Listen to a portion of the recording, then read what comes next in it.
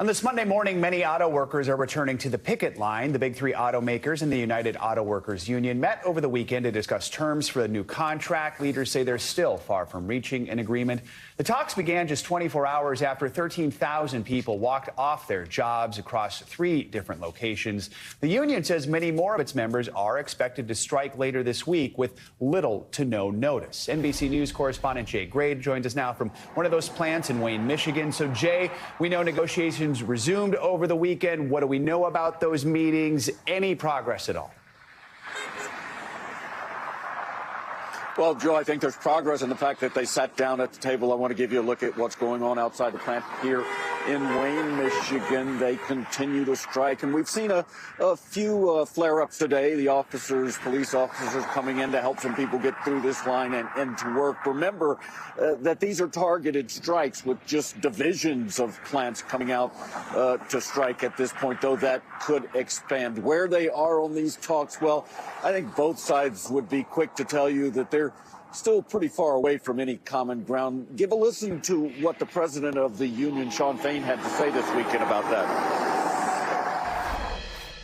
Progress is slow, and I don't really want to say we're closer. Really, we're meeting today. We're continuing to meet this afternoon, tomorrow, and we've been here every day. Like I said, it's a shame that the companies didn't take our advice and get down to business from the beginning of bargaining back in mid-July.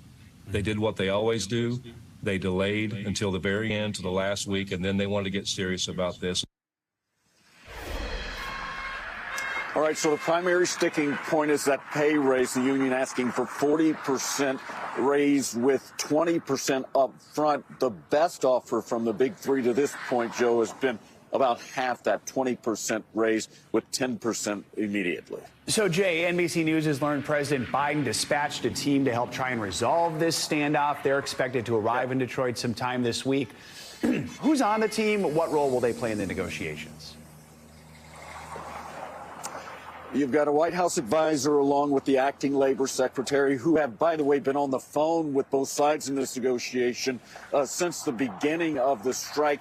They do plan to make an in-person visit sometime early this week, is what we're hearing from the White House. Not as mediators, but simply to, and I'm quoting here, support negotiations. So they're just trying to work this thing through. They'd like to see this in as quickly as possible, like a lot of people, obviously. Jay, on top of all this, now both Ford and GM announced hundreds of temporary layoffs for non-striking workers. What are we hearing from both sides about this move? I mean, are we starting to see the ripple effects of the strike now? Yeah, I think you absolutely are, Joe. 600 workers at this plant were temporarily laid off as a result of the strike, according to officials with Ford. And then you're going to likely see one of the plants in Kansas shut down this week. 2,000 or so workers will be displaced, at least temporarily. And again, what they are saying is that that's a result of parts not being made, and so they can't continue with the process. So, yeah, I think you're seeing some pushback from the automakers as the bargaining continues. And remember, the negotiators from Stellantis sat down with union negotiators this week, and today you'll likely see Ford and GM representatives in that negotiation room as well. All right. Jay Gray in Michigan. Jay, thank you so much.